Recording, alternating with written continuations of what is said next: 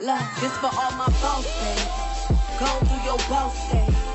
Loving how you boss babe. This for all my dreamers and my doers and all the entrepreneurs. Just believe in what you're doing and pursuing love. This for all my boss babe. Go do your boss thing. Boss fam, really quick, you have got to start automating your sales process. I know you love your cleaning business, this is your baby, but you can't do everything. You're trying to run a business here. So automate your sales process so that you can have more time to close deals and grow your cleaning business. That's what you're supposed to be doing. You're the CEO, you're the owner.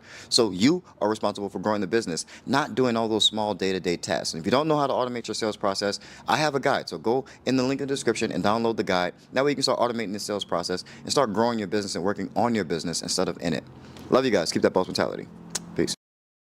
I specialize in coaching and consulting for new and aspiring commercial cleaning business owners just like you. My goal is to equip you with the tools and the knowledge you need to thrive in this competitive industry. I come up with a custom plan for you and your business. Best practices, marketing strategies, and industry secrets, and anything else you need to get ahead. You're also going to save a lot of money by avoiding costly mistakes by learning from someone who's experienced and who's done exactly what you're trying to do. Book a one-on-one session with me, and we can help get your business to the next level.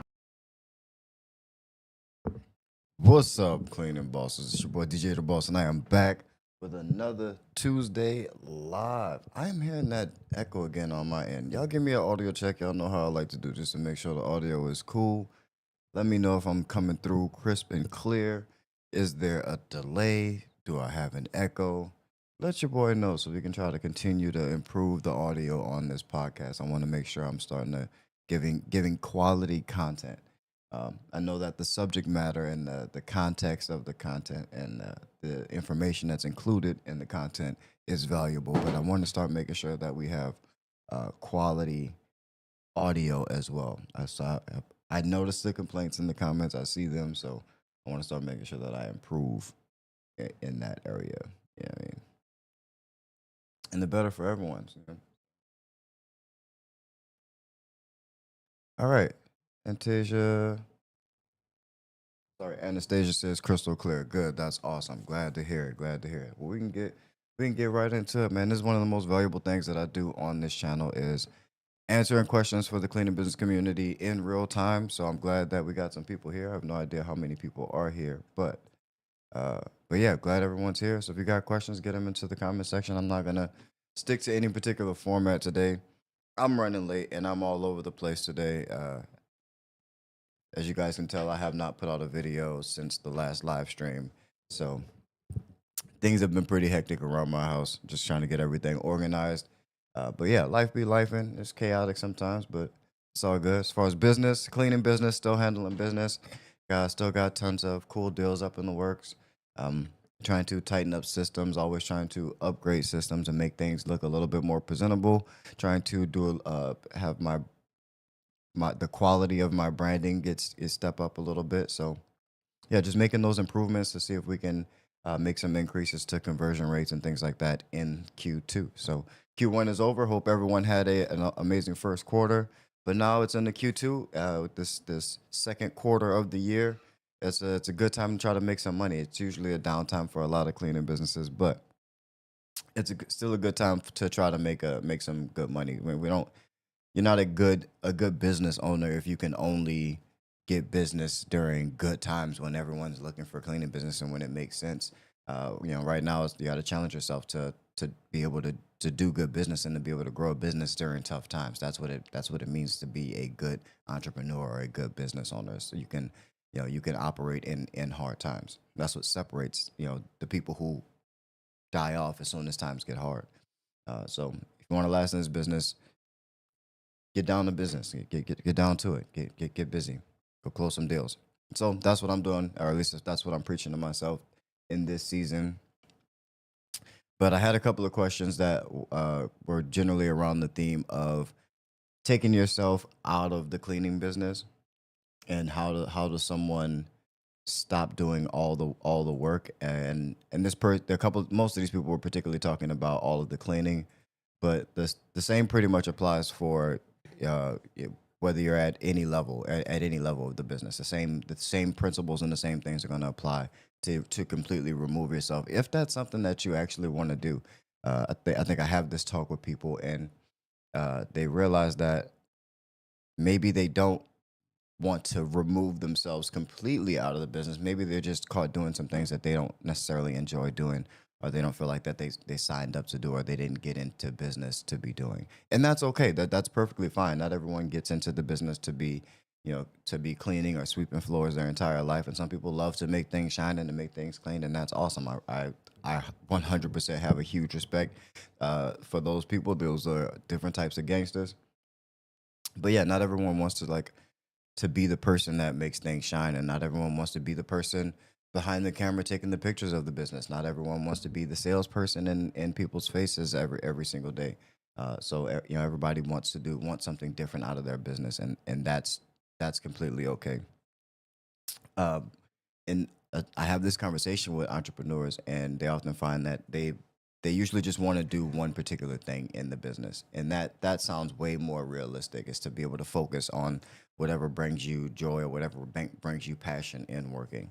Um, yes, it's a good idea to design your business in a way where you have the freedom to step away from the business and it continue to operate or continue to grow. But you're still going to want to do something, and it's hard for a business until you get to a certain point where you have the ability to leverage money and salaries and bonuses and things like that to incentivize people to grow the business for you. Until you get to that point, which is very, it's much further off than you think. Until you get to that point, the most that you can kind of hope for is to just be able to step away from the business and it still survive, or even grow a little bit or gain new business without you. So that, if that's the goal, then that is something that you can do. It takes some work, and it takes a lot of growth to get to that point.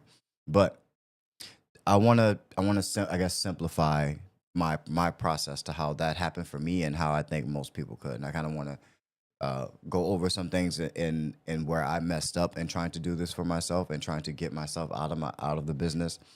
Because I did make some mistakes, and you guys watch me make a couple of mistakes over and over again.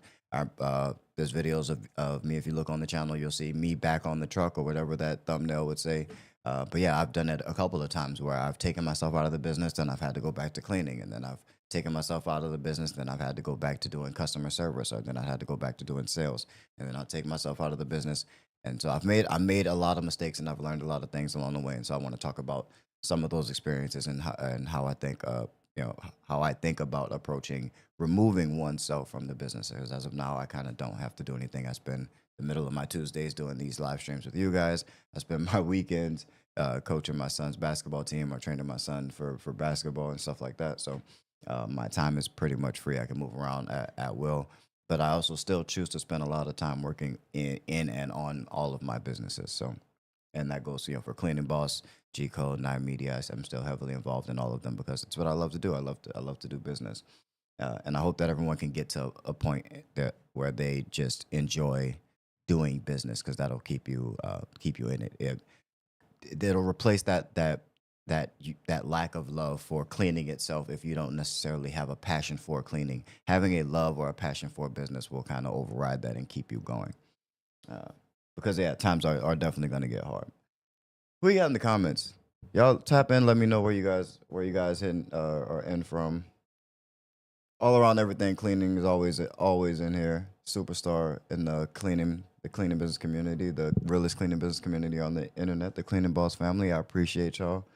Thank you all around everything cleaning. Appreciate you as always. We have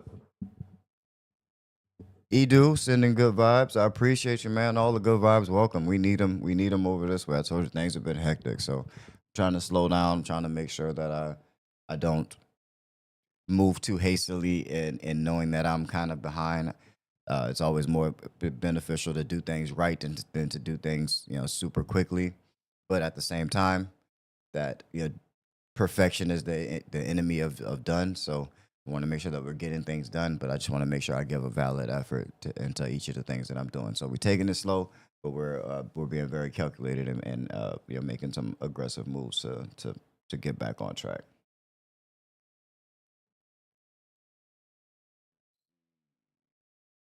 Anastasia says, "Did you ever apply for funding? In what way?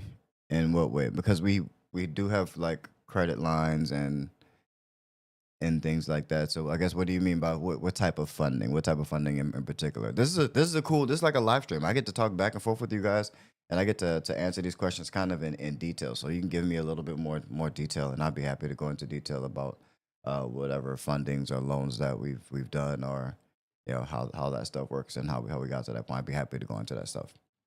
I'm gonna get back to comments in a quick second, but I did want to talk about uh, kind of how I think about approaching like eliminating oneself from the business as a business owner, or at least eliminating yourself from the day to day operations of cleaning business stuff. So, and I guess the first thing is to understand that it's either going to be activity or it's going to activity from you, which means it's going to be something that you have to do. So let's just say cleaning, for example. In the beginning, if you don't have any money, then it's going to be activity. That means you have to do the activity until you have money. Uh, Especially and remember, from my perspective, as I think about growing a business from zero, I'm really thinking from zero. Like, you don't have a regular 9 to 5 job. If you don't land cleaning clients, you don't have any money in your pocket, and or you don't have a way to eat or have food or anything like that. So that's kind of how I approach business, because that's where I come from. I know most people have a job or have a place to live, or aren't at that particular point, but I think it's beneficial to think about it from that point, because you can build this business from the money that the business creates, and you can support yourself and move and you make progress in this business, because this is exactly how I did it. So if you do have money, then you have the ability to apply that money into your business.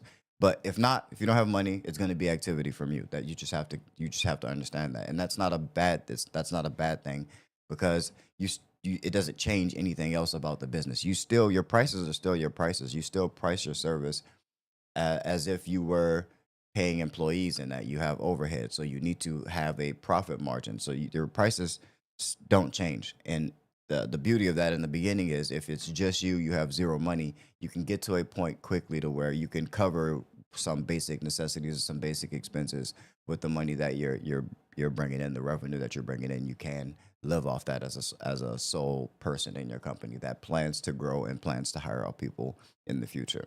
And so you end up making a lot more than technically you should, um, by the hour, by doing the work yourself. And it's okay if you have to in the beginning. And a lot of people try to get around that, and at the same time change the fact that they don't have any other money coming in.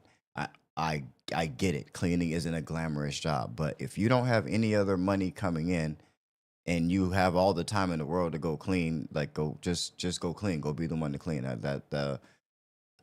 Yes, the goal is to eventually not be the one with the broom in your hand, or not be the one pushing the vacuum. But in the beginning, for a good amount of time, like, if you have no money and this is the income, this is what brings you income, why not? Why the hell not? It's gonna get you to a point where you have enough money to feel okay much faster than you trying to get enough clients to be profitable to cover your personal expenses and your business expenses. That's going to take a while if you are solely relying on the revenue from your cleaning business. Now, is it possible for you to start? Like, say you do have a job, and say you do have some income that covers your basic expenses, and maybe you don't have a lot of time, but you do have some money, and your business is generating some revenue. Then yes, you can go ahead and start off, especially if you bill it like I advise people to bill, which is to bill up front. Then yes, you will have money in your bank account to cover business expenses and to pay employees, but it will be a while until you have enough of those clients and enough of that profit margin to replace the income that you make at your job. So it can be, yes, it most definitely can be done.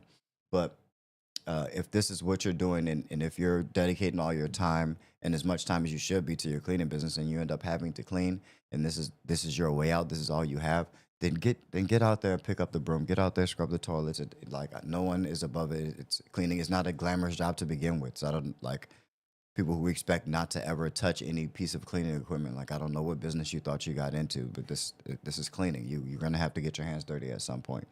So, and even now, at today, as the owner, as the person, as the face of the business, as the person who is generally in the suits most of the time. Even in suits, I'll go out there and I'll be cleaning. I'm never above it. So the more humble that you can be, the better, the better it is for the long run, and it makes you a lot more personable to your employees. No one wants to seem like, oh, you're just this person that's untouchable and like you're too good to do the same job that you hire these people for. Like, it helps build some rapport with their cleaners to know that you're not above the job that you pay them to do. You have to you come off as a team player, part of the team. So I enjoy it. I absolutely enjoy it. I don't necessarily enjoy cleaning in and of itself. Yes, I get some satisfaction out of like making an improvement to a space, but it's not my dream to be cleaning. But it feels good when I'm out there with my team and they see me out there doing the same things that they're doing, working up a sweat, moving things around, helping them out, and that thing that those type of things go a long way. And so understand in the beginning that it will be you in the beginning, and that's totally okay. But while it is you, that's great, because the second step to that is the process, the way that you do business. Now, by you doing the things in your business, whether that's cleaning or whether that's how you answer the phone or whether that's how you walk into a business and introduce your business, how you introduce your business on the phone, whatever the tasks are, if you are the one that starts off doing it and you find the way that actually works, if this process and the way that you do things, any of these tasks, if they have success, now you have a successful formula that you can now systematize and pass on to the next person. That's pretty much what systematize means. Is it just means to make that process available to the next person, to somebody else who can then take that process and do it for themselves and get a similar result.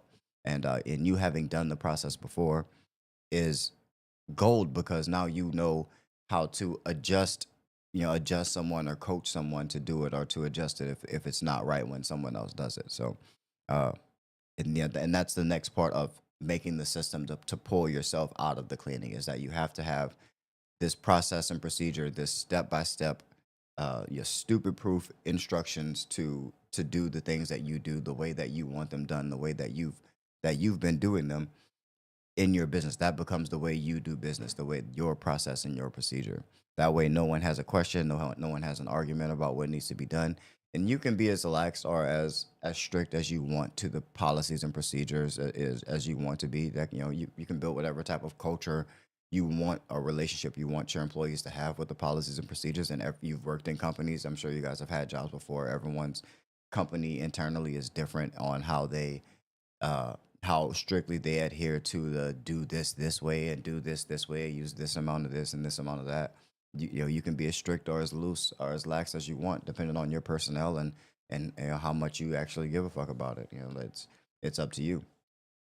But uh, but yeah, but those step by step, that procedure, that process and procedure needs to be created in order for you to remove yourself, to eventually take yourself out of the process. So even better if you have done the process, because you are creating a highly personable, a highly personal, a highly specified process and procedure that's based around the things that you do, that your business does, that specifically your business does. Uh, Again, another reason why I talk about minding your own business and not copying off of other people's businesses. So uh, yeah, so you then systems first. That's an okay way to start. There's nothing wrong with that. In the beginning, if you are starting, say you have income already, you're not solely relying on your business. You plan on putting the money back into the business to let the business grow while you work somewhere else, or you live somewhere else, live off of some other means. Um, your beginning looks a little bit different, unless you plan on going and putting in the extra hours after you get off. Then you're going to go clean, which I do also suggest doing, because you still get to create those very specific processes that you know are successful.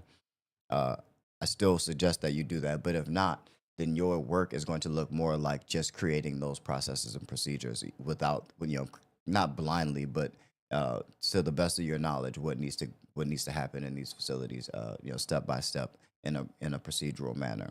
And so that's where your job starts, because you already have the money to cover, your basic expenses. If you don't, then you need to clean in order to make that up.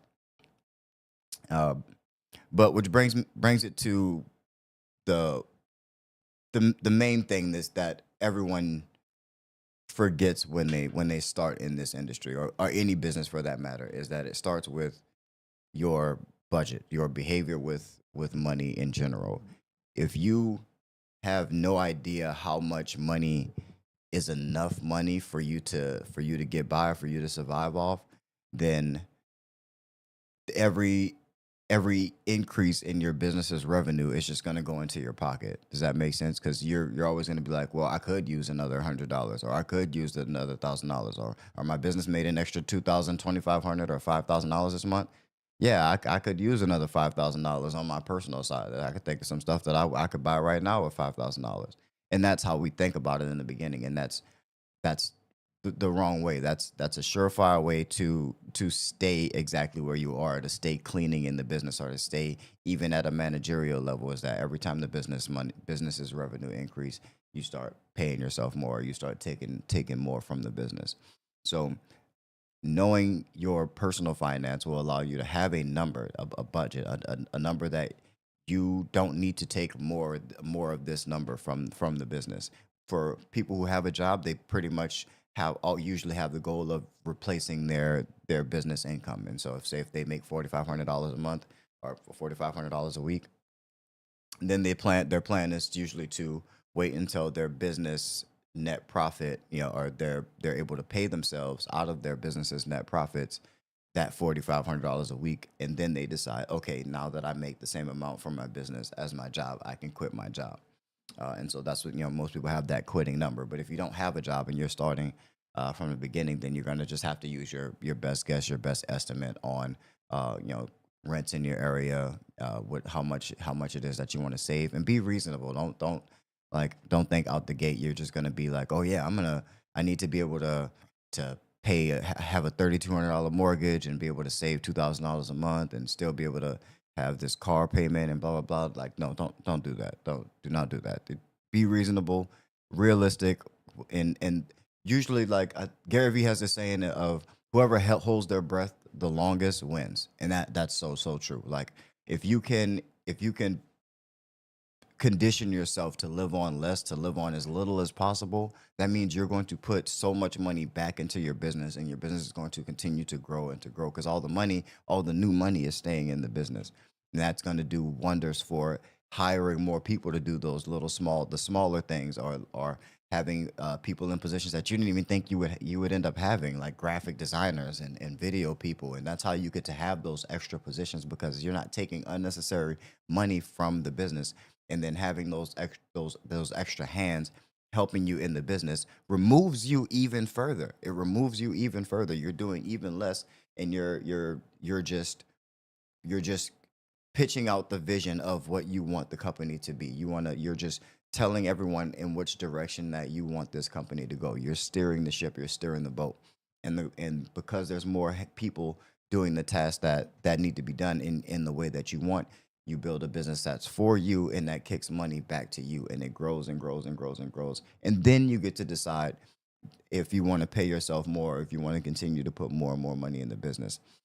But yeah, it starts with your budget and behaving with your money, and knowing how much it is that you actually need to take home, how much you actually need to take from the business, so that when you get to that number, you accept that you have that number, and that you're making that amount, and then you stop taking money from the business. It's a lot harder to do than it sounds, because life happens and things happen and you need things. But yeah, that's why keeping a budget is extremely, keeping a budget and following the budget is extremely important. It's extremely important that you build those habits, and practice that discipline. And yeah, I can't stress how important it is. It's really a one of the main separators of people who have money and who don't have money.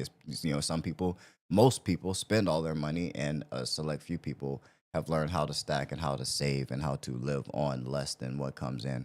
Um, and you're going to need that in business. You're going to need that on your personal side, and you're going to need that on the business side. So those are good habits to start practicing, and to start participating in. so that you start to build up those muscles, and so you just naturally do it.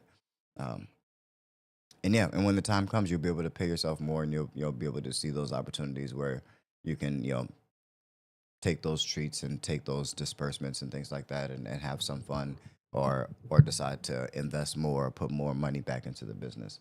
But you have to build your business in a way where you're able to do that, and that starts off by being responsible with your personal finance, actually having a number, a reasonable number of how much you're going to take from the business, and not going above that.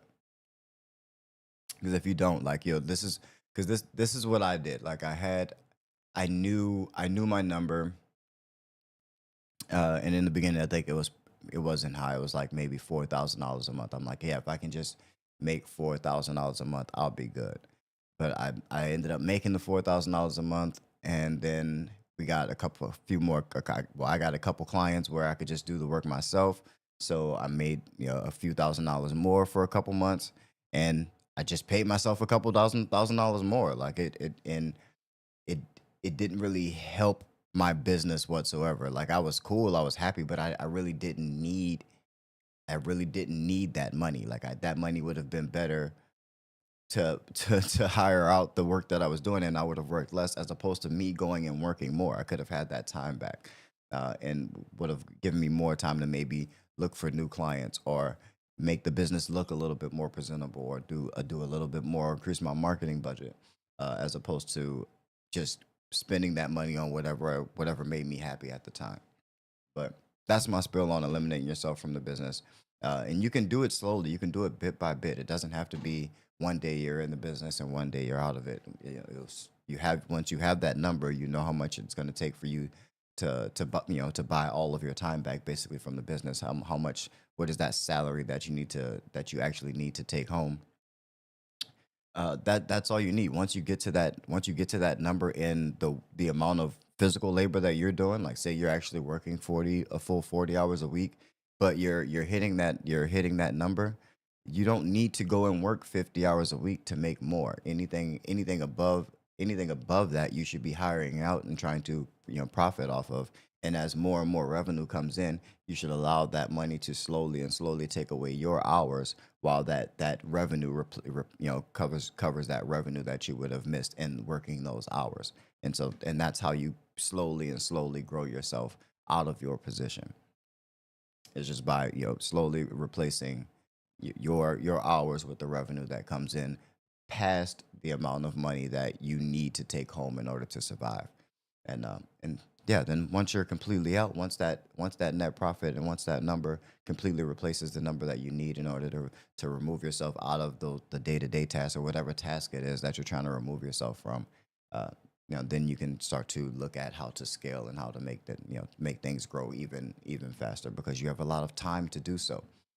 There's always going to be a job to do for you. There's always going to be something to do, something that's going to require your physical, undivided attention, to be done well in the business. Whether that is cleaning, or whether that is managing, or whether that is uh, making projections, or looking at numbers, or even at the highest level, it's going to be having meetings, and coaching, and training, and designing trainings, and hiring people, and coming up with everything else that your business needs, and doing networking.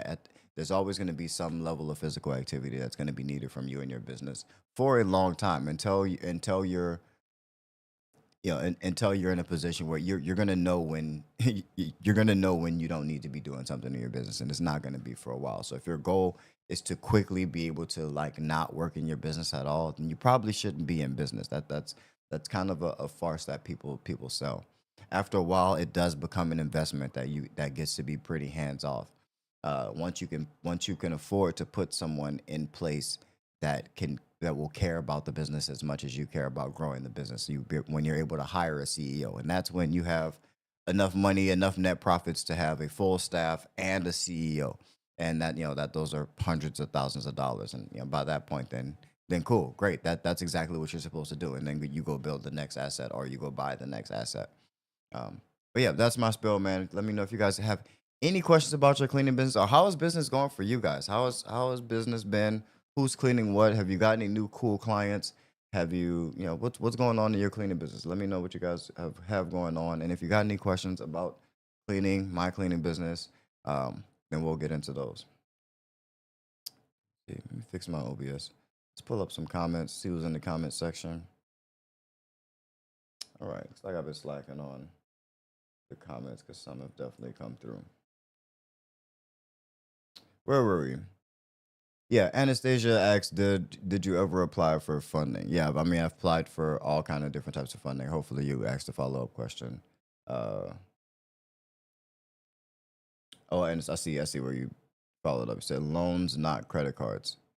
Yeah, I mean, we've applied for loans. We've applied for credit cards as well. So it's pretty much the same process. On the business side, they like to see more transaction history, and so that's why relationships with the money people are are are really important. So as you go and you look at building your business credit, and you start off with your vendor credit and your uh what do they call them? Your like the net 30 type accounts, yeah, those type of things. As you start through those, and then you get to store credit, and you get to your small, uh, like your gas cards and things like that. Um, as you're building all of that stuff up, as you're building all of that stuff up, it becomes more and more important to pay attention to who the label is on the transaction is, whether that's Visa, MasterCard, or Amex, or what have you. The more relationship history you can build with a particular brand, then the more likely it is that they will approve you for things down the road, whether that's credit cards, lines of credit, or loans, or what have you. So that's something that I didn't know starting out, but I started to learn and started to recognize as I went on. Like through like anything Mastercard, my business will pretty much get approved for pretty much instantly, because we've had a relationship with Mastercard since we've been in business. And unintentionally, it was something that I unintentionally did. It's just the businesses that I chose to do business with, the banks that I chose to do business with, the things that I chose to apply for, just also happened to be to go through Mastercard. And so those relationships actually matter when you're going through those processes of building your business credit. So pay attention to that. But yeah, I have applied for loans. We've applied for, you know, cars. We've applied for cards. We've gotten all types of funding. I've used, like, I've personally guaranteed things, like based on my own credit, as well as a personal guarantee, which I don't necessarily recommend. I do also have business credit cards that also report to my personal credit, and that's also something I don't necessarily recommend. I like to keep everything as separate as possible, but sometimes that's just not possible for certain things. So, but if you can, try to keep everything as separate as possible, and yeah, so try to keep your business credit completely separate from your personal credit, if and when you can. Let's see. More cleaning business questions. Shout out to y'all, man. Thank y'all for being the realest cleaning business community on the internet. I appreciate y'all. Try to do as much as I can to bring as much value to the community, as every day as I can. Like the dog says, hey, wanted to ask you, do you have a template to bid gymnastic centers? It's been a little Rockies. Uh, Not really. No, like a template to bid specifically gymnastics. Like the template that I have, the free template, I use that for every client type. So whether it's a gymnastic facility, a hospital, or a early child care facility, or a school, I use that same template to bid to present my offer to anyone. If you're thinking more of like a mathematical template, like a X amount of square feet equals this price, then no, I definitely don't have something like that, and that's something I highly encourage you to not look for. And I would go and try to count the man hours. Try to go and count the man hours of the facility and the facility type, and start getting used to having a system inside of your company that can predict the man hours it's going to take for you to clean the type of facilities that you're looking into. But in terms of presentation and presenting the offer, I do have a template. It's absolutely free. Usually in the links in the description, it's just labeled free proposal template. Go and download that, customize it. The more you customize it, I promise you, the better it works. But I think it's like 10 pages. You can even make duplicate some pages and increase it if you need more pages to expand on scopes of works and things like that. But yeah, change my pictures to your pictures, change my colors to your colors, and don't forget to move my logo and change it to your logo, stuff like that. And yeah, you'll be off to the races. Action Clip says, "What's up, boss man? I appreciate you being here. Action Clips, long time subscriber, dope person having the community. I appreciate it. New York City in the building. Lamar Winfrey, looks like we also got Detroit in the building. Shout out to the D, man. Shout out to the D. Appreciate y'all. Said, what's your profit margin? Profit margin on 48 month contracts is about right now about 17%. Contracts on 12 month or 24 month contracts is at about 19 to 20. I think it's fluctuating right now, 19 to 20. Profit margins on 12 month contracts are at about 24.5%. Profit margins on 6 month contracts are at 43.5%. Contract profit margins on month to month or one time deals is about 120 on average, 120% profit margin on month to month or one time jobs. But yeah, at least last time. I only know that off the top of my head because I just got out of a meeting where we were going through pricing, and so yeah, so the information is somewhat fresh. But there you go.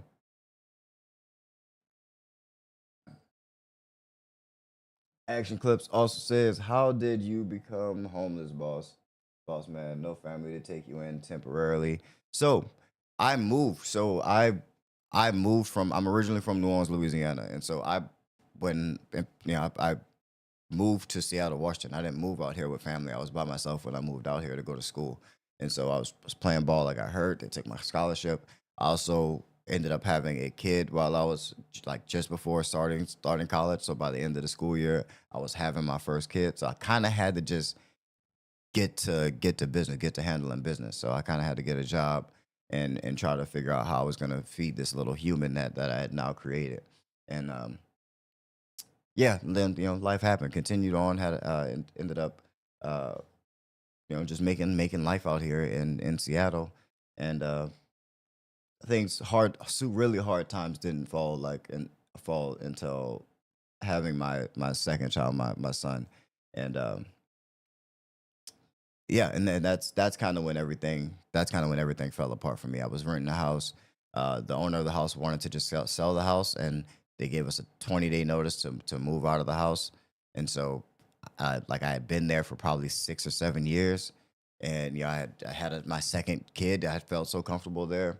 Um, yeah, and at the same time, I was working a job and uh, trying to just keep things afloat, trying to find a way to find a place to stay. I was staying in hotels for a while. It got really rough, and then my job let me go while I was in the hospital. Like, I got really sick. I was in the hospital for a couple weeks. My job ended up letting me go during that time, and so yeah, it got really rough like everything happens at once. My BM left me at that same time, and it was super toxic. Then started the courts and the custody hearings and stuff like that, and so I'm having to report to court for these things, trying to just stay in my kids' life. And so yeah, it was rough. Everything kind of hit me at once. So, but yeah, no, I don't have family out here. I'm out here to this day. It's just me. Like, the closest thing I have is my cousin Shelby. Shout out to Shelby out in Portland, and my T Sonia out there. But yeah, as far as like family anywhere near, no, my nearest family is like 3,000 miles away. My pops lives out in Nicaragua. My mom lives still out in New Orleans. So yeah, it's been just me since I was 16, 16, 17 out here, since I first started going to college. But yeah, that's kind of how that ended up for me. That's how that cookie crumbled. But the strong survive. The people who, like, I think really going through that and having the upbringing that I did, and coming from a place like New Orleans, and seeing what it's like to really be at the bottom, like, and seeing what real struggle looked like, throughout my entire life, and throughout and not having anyone. So I also think that had I had someone, or if my mom was around to take me in when I struggled, it wouldn't have it wouldn't have pissed me off enough. Life wouldn't have upset me enough in order to go as hard as I did. Like you have to be disgusted with your situation in order to make an actual change. If you want to get out of a situation like that, like you want to actually change your life, you want to actually like do something meaningful in business or in this world and life in general, like you have to be damn near allergic to your situation. Like my situation, it made me sick to my core. It made me like it upset my stomach when I think about the fact that I didn't have a place to stay, the fact that I didn't have a way to see myself even able to take care of my son or my daughter or any of the people that rely on me to be examples for them in this world. Like that made me sick to my stomach. You have to like something has to motivate you to work that hard. Something has to motivate you to actually get up and go and do it. And that's what it was for me. And it's the only reason why I was able to become what I am today or have any amount of success, let alone the amount of success that I've had. So but that it took that for me. And yeah, I'm not bitter about having gone through it. I think it's what made me the entrepreneur that I am today. It's what made me go as hard. And that's like it really made it disheartens me for certain people, because when I look at certain people and they say, "Oh yeah, I really want this," and I'm like, you don't look like you'll survive going through any hardship. Like you don't look like you'll survive the second the people tell you no for 60 days straight and you don't get a single yes for 60 days straight. And like I don't see a lot of people that are going to survive that, like, and actually continue to try and actually continue to try to get better through all that rejection.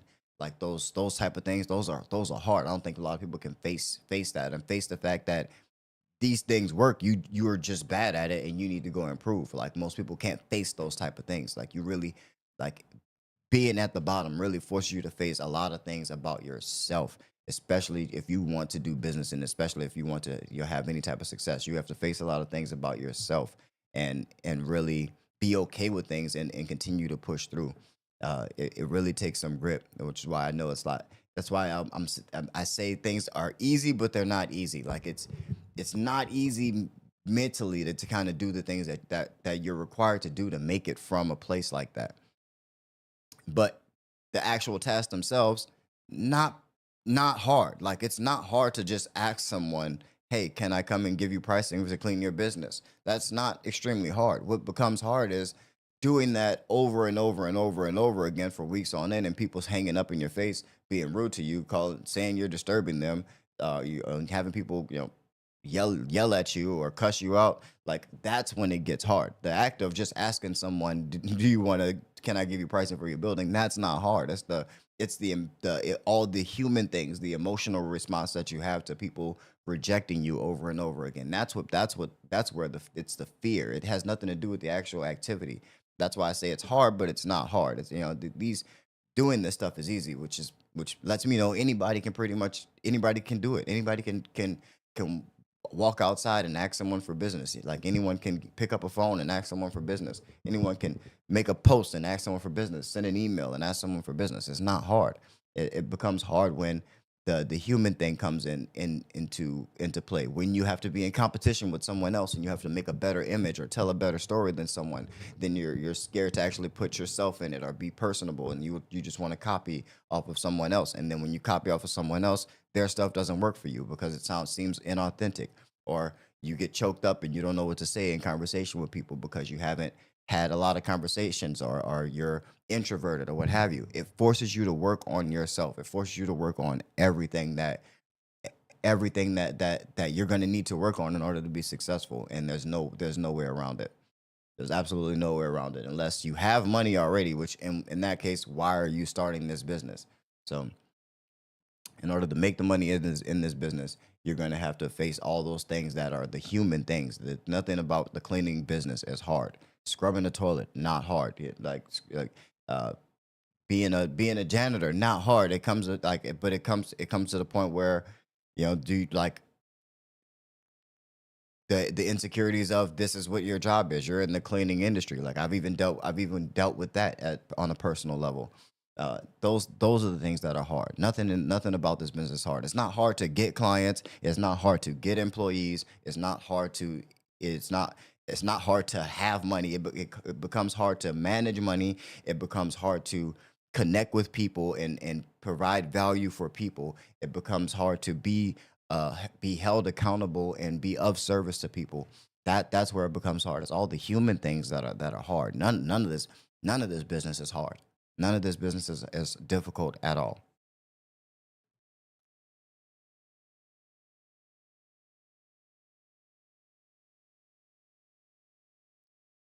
The oh yeah, people the Reddit's DJ boss says thanks for giving us free advice. Can you let us know how important it is? How important is SEO, and how did you build authority in your business for your website? So Google looks at authority as one time. So first off, if you don't have a website, if you don't have your Google My Business set up, then you should have had it done 5 years ago, because that's kind of one of my biggest uh the biggest thing that helps with my rank and my authority score to Google is the fact that we've been in business for 10 years. Time, get started. Like, it doesn't mean that you can't get any business because you just started, you just posted a website this year or last year or whatever, or it's only 2 years old. But time, the age of your business counts. People purchase aged websites for a reason, because age counts, age matter. That's an authority signal to Google. If your website's been around for years, it must be authoritative in this particular space. It must actually make sense. People must use it. That's how Google looks at it anyway. So that's my authority comes from the age of my site. So if you don't have one, have one. If yours is down, get it back up ASAP. If you've never had one, get your website and your Google My Business started absolutely now. SEO is extremely important. It's where most of your business is going to come from. It's people are already looking for your service. They're going to Google it. They're going to search for it on some search engine, and then you want to come up. That's what search engine optimization is. So you want to be good at search engine optimization, because that's where your business is going to come from. And especially people who if you know who you service, if you service a particular niche, you know you service gymnastics facilities, it's much easier for you to specialize in gymnastics facilities and come up in searches for gymnastics facilities if that's all you're talking about on your website or web page or landing page or wherever you're directing that traffic to. So that's that's what it is. That's what most of the business is. Yes, you're going to get some business by educating people that they need to be having their business clean, and maybe some entrepreneurs or business owners or facility managers aren't even thinking about the fact that they may need cleaning, and those you may influence those people to get your service. But why not uh, show up for the hundreds, if not thousands, of people in your area who are already searching for your business? So that's why SEO is so important.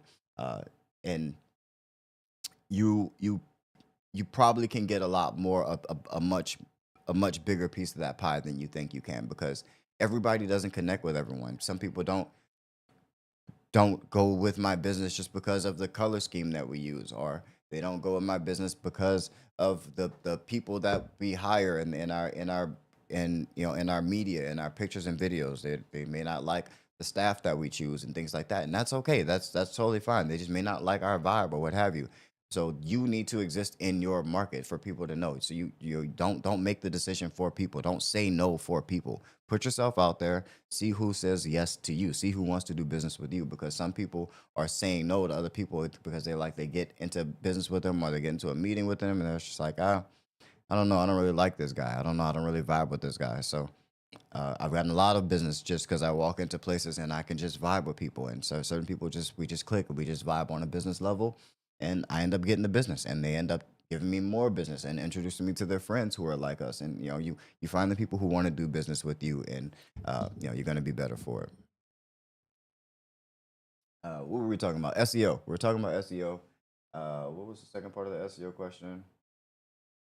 Oh, building authority. So authority also comes from link building. So other people posting links, backlinks to your website on other authoritative page, or other pages with a lot of authority. So uh, how did I do this? I did this by partnering with a lot of local businesses that had authority in my region. So like the power company, like the waste management company or trash company or what have you, and other local authority figures, schools and such. Partner with them in writing articles back and forth, where they would share my website's link on in their article on their site, on their website, or whatever their blog or whatever they're writing.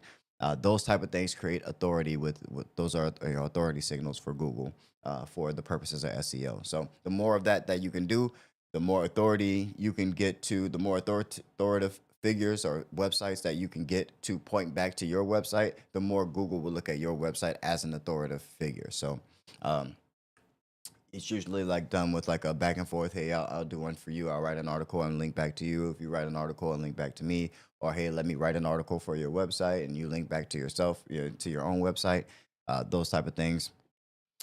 There is I guess the black hat way of just going and buying a bunch of backlinks. I don't know if people still do that. I know that was a thing back in the day when I was still like doing SEO. People would buy a bunch of backlinks. I know Google doesn't necessarily like that. I actually think they explicitly say not to do that, but I haven't seen a lot of like negative results. Honestly, I see a lot of people do it and they have success with it. So I just am always scared. I figured if my black ass does anything slightly black hat, they're going to like my page will get flagged immediately. My website will get flagged and I'll get taken down.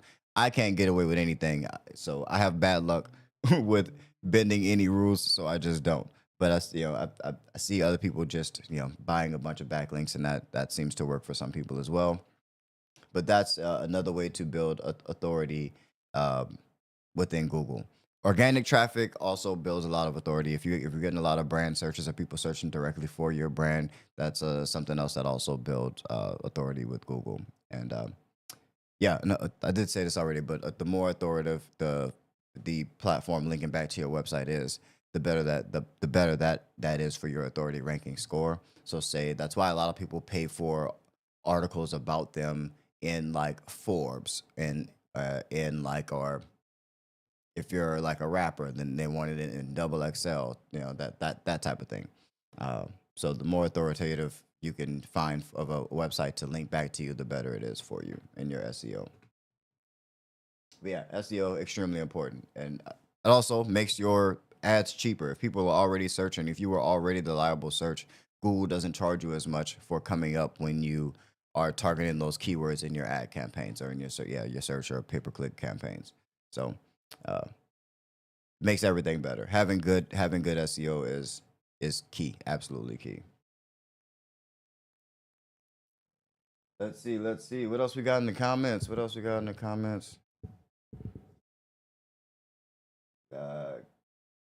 Kickalicious92 says, I acquired my first client today, monthly residential. I'm happy about that. Hell yes. Let's go. Do I have let's get an applause going, man. Shout out to you. I am proud of you. I'm happy for you. Get that money. That first one is the hardest one. That first one is always the hardest one. And it's monthly. This is where my residential cleaners mess me up. This is where that whole thing kills me. It's not common practice for residential cleaners to make people commit. Like some people will have people say, oh yeah, I'll do it monthly, but no one seems to ever put into place that 12 or 24-month commitment like you do for your cell phone, or you used to for your cell phones, or for any of these other terms like your cable and things like that. No one's not forcing, but it's no one's common practice to have people commit, and so that you can lock down that monthly revenue for a scheduled amount of time, a guaranteed amount of time. Guarantee your money. You can take those contracts, that writing, you have those signatures, you can take that to the bank. You can count on that, especially if you have things like cancellation policies that guarantee you a certain amount if they cancel before the end of the agreement. And that's stacking those contracts is how you grow and grow and grow and grow your revenue, because you have this revenue coming in, and how long it's going to be coming in for. Then you get to just go and stack more and more and more contracts on top of that. And then as you renew, and your job turns into trying to increase renewal rates, increase pricing year over year without losing as much, and still improve operations and get more efficient to increase profit margins. That becomes the business game at the high level. But congratulations. I'm super proud of you. I'm glad you got that first client, and I'm glad that it is a monthly recurring contract for you. I can't wait till you get more. Let's go and do exactly what you did to get that first one, to get another one. Repeat that process. we systematize it. Now we know exactly what to do to get a client. Let's get another one. Let's do that again and again and again until our money problems are solved at least. Yes, I love that. Love that. Absolutely love that. Action Clip CODM says, boss, can you turn your volume up? My phone is at max and it's still low. My bad. Let's see. We push the volume a little bit. I'm not. I'm not. My levels are pretty high. I think it might just be me not talking directly into the mic. So, because I don't want to start peaking here and getting all distorted. I want to have the audio clean. So maybe I just try my best to stay talking directly into the mic. I'm sure that is the problem.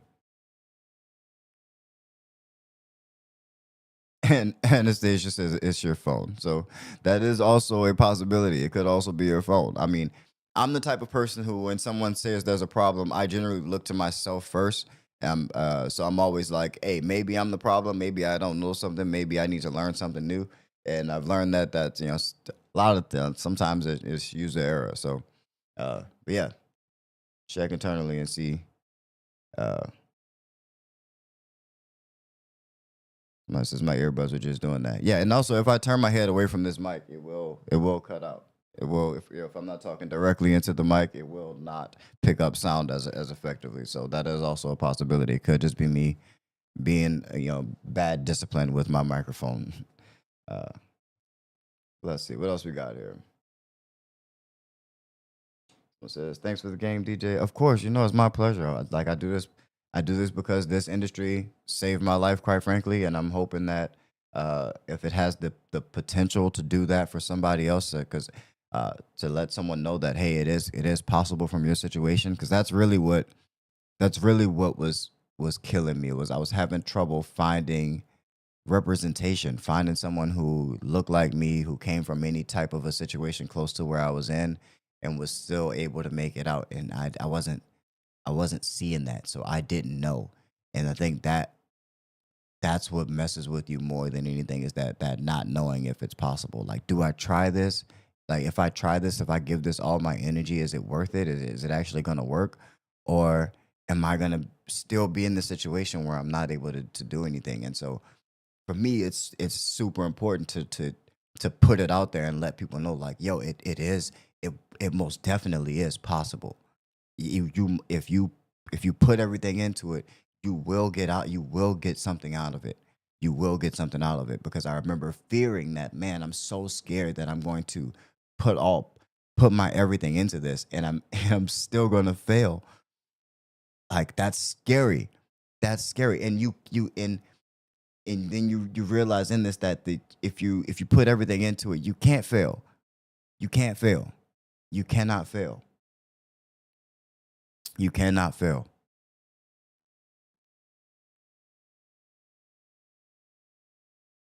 That's why I do it, man. To let somebody know, yeah, it's possible. It can be done.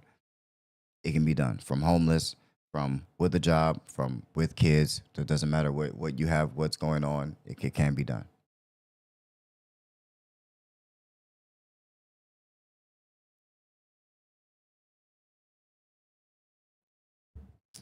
So James Patterson says, I am having good growth and not in the field. I have 10 employees and nervous if they need to take off. They can't take any more hours for various reasons. Any advice on how to staff this situation? Backup staff, backup on call staff. If the So yeah, if they can't take any additional time off, so if 10 nervous if they need to take off. Yeah, you need to have on call staff. So you've put out ads for full time employees. You've put out ads for part time employees. You can also put out ads for on call employees and people to take work at an on call basis, or at least one person to. If you need somebody in that shift who wants to work more. So you should never stop hiring. You should never stop interviewing people, because there are people who need different situations and jobs in different situations in employment. And so it's your job to go and find those people. You do recruiting for a living. That's the job. Last week, that was the topic last week, is recruiting. You do recruiting for a living. What time is it? Oh, am I running late? Oh, no. People are knocking at my door.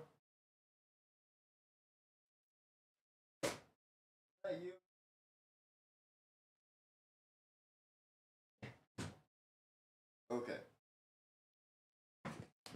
I must be running long because my daughter then showed up. She came and knocked in my office. She doesn't do anything but grab the guitar and strum little notes. So, all right. Let's see. We got a couple more questions. Then we're gonna get up out of here. For my daughter, she's gonna take over the stream here in a second. Let's see. Rose Ron Allen says that was very well said. I appreciate it. Action Clip says thank you, boss man. I appreciate you. Careful, you're gonna hit my camera. Can we put that chair back? Thank you, my love. Says it's good to look at yourself if that's what you can control. Hey, that's a fact. That's a fact. What's up, sweetie? You wanna say hi? So, eating. Let's see. Got any more questions? What's your opinion on remote cleaning businesses? Like, if you want contracts that are out of town, different states, even reasonable. Yeah, that's what we were just talking about. It doesn't matter if you're in town or if you're out of town. You're still gonna need the systems to run your business the way that you want to run it. So you're still gonna have your uh, to the extent of what you can control. So you can't tell contractors, out of town contractors, how to run their businesses at all for the most part, but you can hold them accountable to them being where they're supposed to be, when they're supposed to be there, and things like that. So and you know and interacting with your clients in a certain way. So it's still the exact same. You still need processes and procedures. You still need you still need to monitor and what you doing? Yeah, you still need to be monitoring everything and inspecting and inspecting what you expect. Uh, but yeah, it doesn't matter you're getting business out of town. It's still all the same principles apply, and even more so. But and even more so, these processes and procedures need to be in place so that you can deploy them away from you. Then that's why had this entire talk about how to remove yourself from the business and putting in these processes and procedures is so that they can happen without you, so that they can happen whether they're 2 states away, 4 states away in the next country. That's how that works. That's why the systems are so valuable, because you end up being able to deploy them any and everywhere that you want. But that's going to be done with systems, and systems are the step-by-step process and procedures that the people in your company follow, and the tools that they use to do them. So you may need something like a cleaning boss in order to do that, in order to know that your subcontractors out of town actually showed up to a client and got them clean, and not have them, they don't have to call you or text you or let you know that they showed up, or you can just know that it happened. You can just know that it got cleaned. You can have them fill out a checklist so you can know exactly what got done, what time things got done. You can even have whether employees or contractors in or out of town take pictures of before and afters inside the cleaning boss and send you that information and send you those details so that you can, or to you or to your managers, to that next level of management when you get there. But yeah, those systems are what run the business, whether you're in town or whether you're out of town. But my daughter's making me quit work today, so she's saying I'm taking too long to play with her, so I'm cutting into her playtime. Yeah, if we don't have any more questions, man, I appreciate everybody for being here. Thank y'all. Go ahead and use the things and put into practice the things that we talk about in these live streams. This is one of the most valuable things I do on my channel, and I appreciate you guys for being here. If people are new here watching, definitely like this video so that we get to share the love with more people like us, and subscribe to the channel. One of the best things you could be doing for your cleaning business is to be on a continuous learning journey, and that means subscribing to channels like this, channels that are run and shown by people who do exactly what you're trying to do. If you're trying to build a commercial cleaning business, that's exactly what I do on this channel. Got some dope videos planned for you guys if I can just find the time to get to editing. Some videos coming out soon. Appreciate you guys for being the realest cleaning business community on the internet. I know, my love. I'm wrapping it up right now. I'm wrapping it up. Can I wrap this up real quick? She sure like I guess. I guess. Yeah, yeah. All right. Hey, I love y'all. Keep that boss mentality. Peace.